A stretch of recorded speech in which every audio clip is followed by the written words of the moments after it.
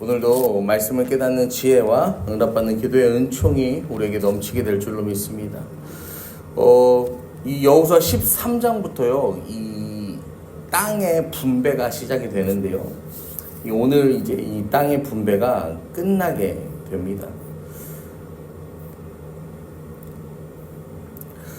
우리는 그 땅 분배를 통해서 무엇을 보게 되냐면요, 하나님께서 이 땅 분배를 통해 역사하시는 하나님의 섭리와 지혜를 발견하게 되죠.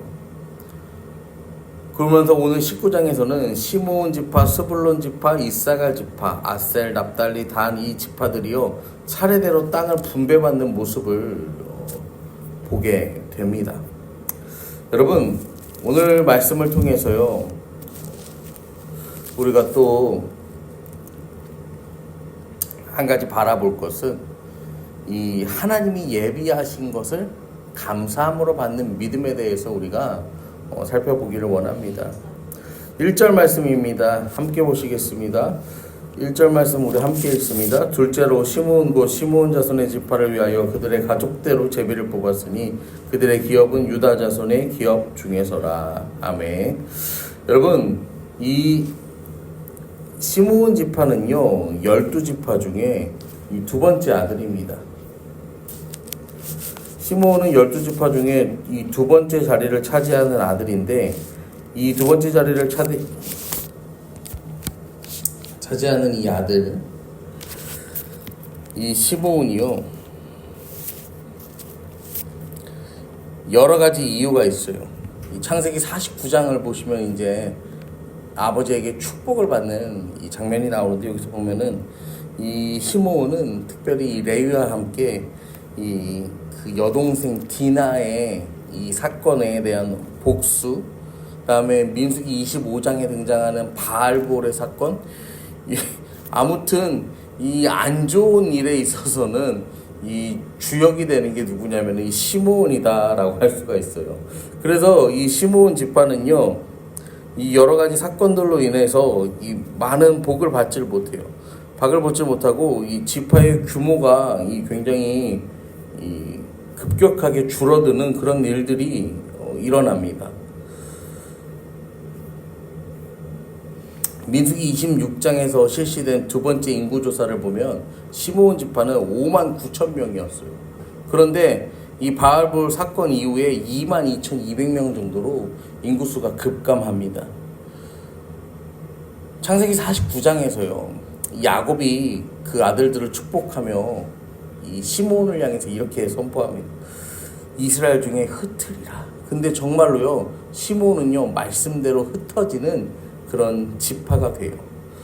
왜냐면은 이 9절을 보시면, 오늘 본문 19장 9절을 보시면은 어떻게 흩어지냐면, 시므온 자손의 이 기업은 유다 자손의 기업 중에서 취하였으니 이는 유다 자손의 분깃이 자기들에게 너무 많으므로 시므온 자손이 자기의 기업을 그들의 기업 중에서 받음이었더라 라고 성경은 말합니다.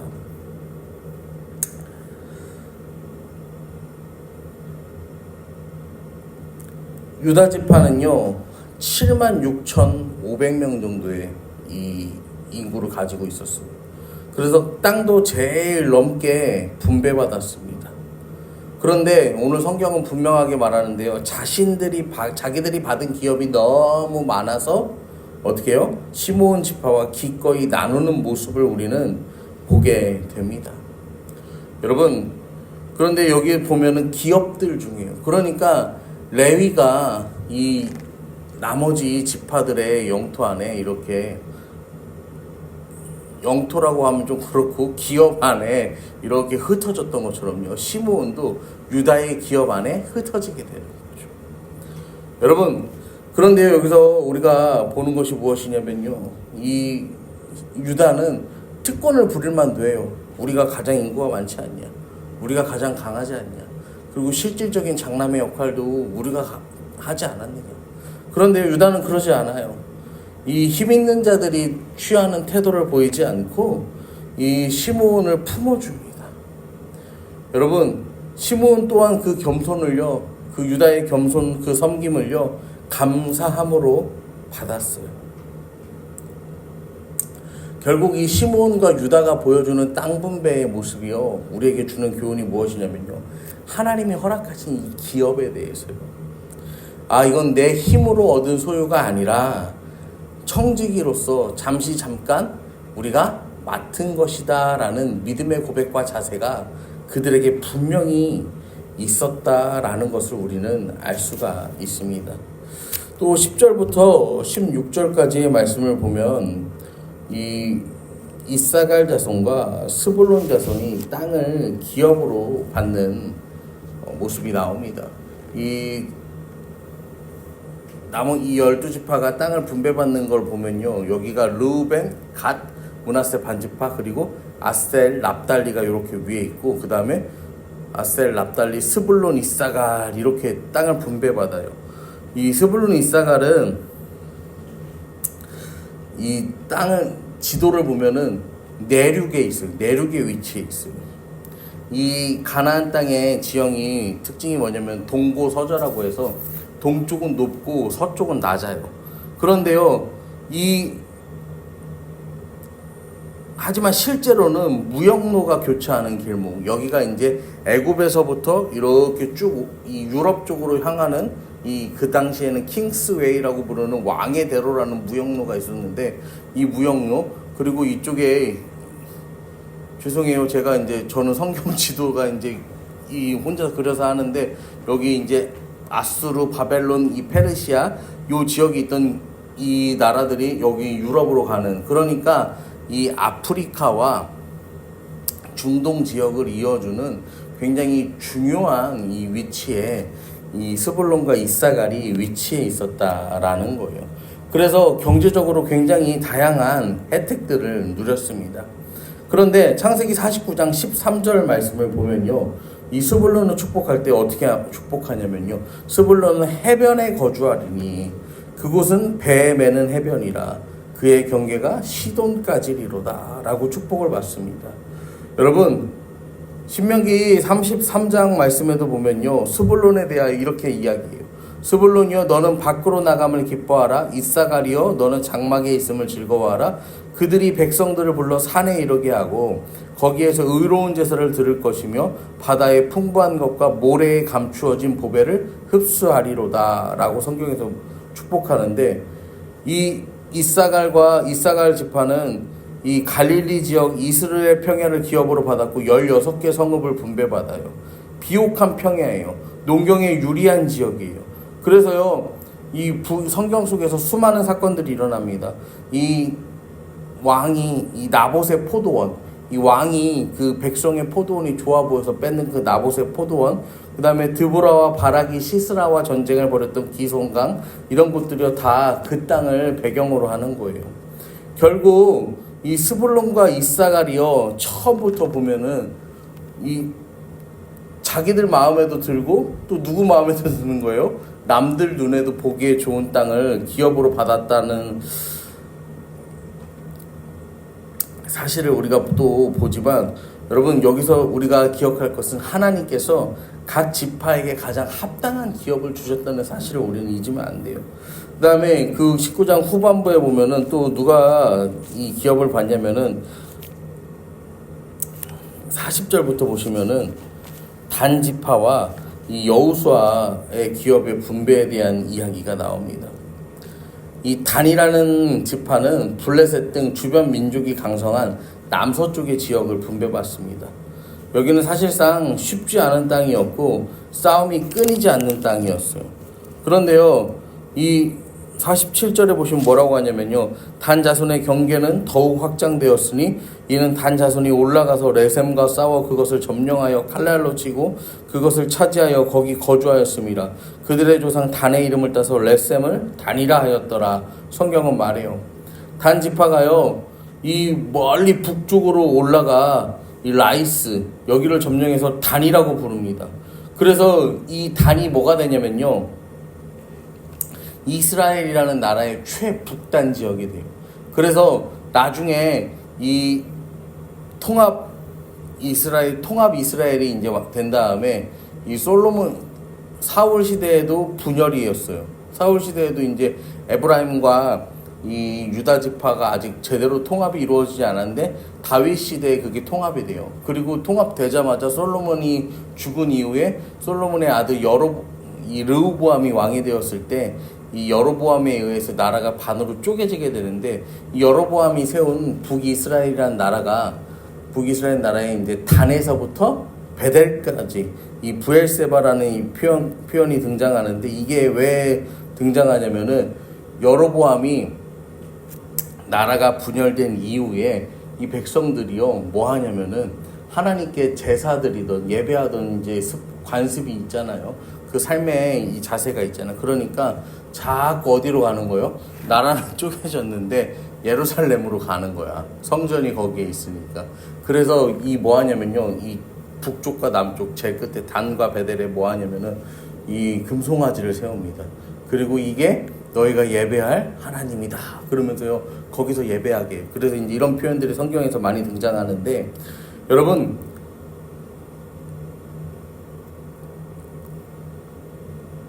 또 그 이후에 보면 이 여호수아가 땅을 분배받는 모습을 보는데, 여호수아는 에브라임 산지의 작은 기업을 받습니다. 우리가 성경을 보아서 알지만 이 여호수아도 마찬가지예요. 여호수아는 이 모세보다 한 수 아래가 아니라 이스라엘 백성들이 모세와 그를 동등하게 대하고 두려워했고 하나님께서 사용하셨던 모습들을 우리는 알 수 있어요. 그런데 가장 나중에 마지막에 남은 거, 그렇게 크지도 않은 산지를 이 여호수아가 택하였다라는 거예요. 여호수아는 그 땅 분배의 마지막에 자신에게 주어진 영역을 기꺼이 받고 만족하는 모습을 우리에게 보여줍니다. 여러분, 오늘 땅 분배를 통해서 우리는요 이 시므온 지파를 자신 안에 기꺼이 품은 유다의 모습을 보고요, 또 그 자기들에게 주어진 것에 우리는 왜 따로 몫을 주지 않느냐고 불평불만하지 않고 주어진 것에 감사하는 시므온의 모습도 봅니다. 그리고 이 스불론과 이사갈이 받은 땅도요, 이 하나님이 예비하셨기에 틀림없이 합당한 뜻이 있는 지역이 되는 모습들을 우리는 보게 됩니다. 여러분, 그리고 여호수아도 이 모든 땅의 분배를 다 마친 뒤에 마지막에 이 산지를 얻는 모습을 우리는 보게 돼요. 여러분, 이 땅 분배 이야기를 통해서 우리가 알 수 있는 것은 우리의 삶에서도요 맡겨진 직분과 재능과 재물과 뭐 여러 가지 달란트들이 축복이 있습니다. 그런데요, 이게요 원래부터 내 것이 아니고 끝까지 내 것이 아니라는 사실을 우리는 기억해야 한다라는 거예요. 이거는 하나님께서 우리에게 맡겨주신 것이고 우리는 청지기로서 그 사명을 다하며 살아야 한다는 것을 잊지 말아야 한다라는 것입니다. 여러분, 이 여호수아의 19장의 결론이 뭐냐면요, 결국 이렇게 땅의 분배가 끝났다 이게 아니라 이 하나님께서 주신 모든 것을 이스라엘 백성들이 같이 공생하면서 누리는 태도로 살아가라 하나님 말씀하시는 거예요. 왜냐면요, 왜 이렇게 땅의 분배가 끝나냐면은 하나님께서는요 처음부터 이스라엘 민족을요 그 애굽이 아니죠, 아브라함부터 이제 시작하는 그 민족을 이루는 그 모든 과정에서요 하나님은요 민족을 이루고 나라를 세우는데 그 나라를 다스리는 왕은 누구예요? 하나님이셨던 거예요. 이 왕이 필요했으면 처음부터 하나님이 왕을 세워주셨겠죠. 이 성경 이후에도 보면은 이스라엘 백성들이요 왕이 필요하다고 하나님께요 원망해요. 그래서 그 수없이 많은 사사들의 시대를 지나서 왕이 필요하다고 원망하니까 사울이라는 왕이 세워지거든요. 그런데 이 사울 처음에는 물론 여호와의 영에 감동되고 그런 모습들도 있었지만 결국 사울은요 어떤 왕의 모습이 투영되는 거냐면요, 주변 나라들의 왕의 모습을 보고 우리도 저런 왕이 있었으면 좋겠다 하고 그 주변 나라들의 왕들의 모습이 많이 투영된 인물이 누구였던 거예요? 사울이었던 거예요. 사람의 눈에 보기 좋은 왕이었던 거죠. 하지만 그 이후에 세워진 다윗은 또 어때요? 사람의 눈에 보기 좋은 왕이기도 했지만 가장 중요한 건 누구예요? 하나님 보시기에 가장 좋은 왕이었던 거죠. 여러분, 이스라엘 백성들의 이 땅 분배가 이렇게 끝나는 이유가 뭐냐면요, 하나님께서 주신 믿음의 공동체예요. 그러니까 이들은요 하나님 안에서 기뻐하고 하나님 안에서 감사하고 하나님 안에서 누리고 서로 돕고 이해하면서 살아가는 그런 공동체가 되기를 하나님이 바라셨어요. 그래서요 뭐 이렇게 너는 그냥 옛 땅에 같이 살고 이거 불평불만하지 말고 이 제비를 뽑아서 이렇게 가져갔다고 해서 원망하지 마라. 그리고 너희들이 믿음으로 나아가면 너희들은 얼마든지 더 차지할 수 있고 할 수 있다는 걸 말씀을 통해서 하나님께서 이야기하신 것들이요 다 이루어지는 모습들을 우리는 보게 됩니다. 여러분, 하나님께서 꼭 맞는 기업을 예비해 주시고 때로는 큰 지파가 작은 지파를 섬기게 하는 주님의 그 섭리를 우리가 오늘 깨닫고 기도하기를 원합니다. 그리고요 또 우리가 가지지 못한 것을 바라보며 불평하는 것이 아니라 이미 받은 것을 돌아보며 감사하는 시간 되기를 여러분 기도하세요. 오늘도 주님께서요 이 땅에 그렇게 오셨어요. 하늘의 영광과 특권 다 버리시고 이 땅에 오셨어요. 우리를 섬기기, 우리를 구원하셨어요. 그래서 기꺼이 받은 것을 나누며 우리를 섬기며 이 모든 것의 본을 보이신 분이 예수님이세요. 오늘도 여러분 우리가 받은 모든 것을 기꺼이 나누고 섬기며 주님의 제자로 합당하게 살아가는 저와 여러분 되기를 간절히 축원합니다.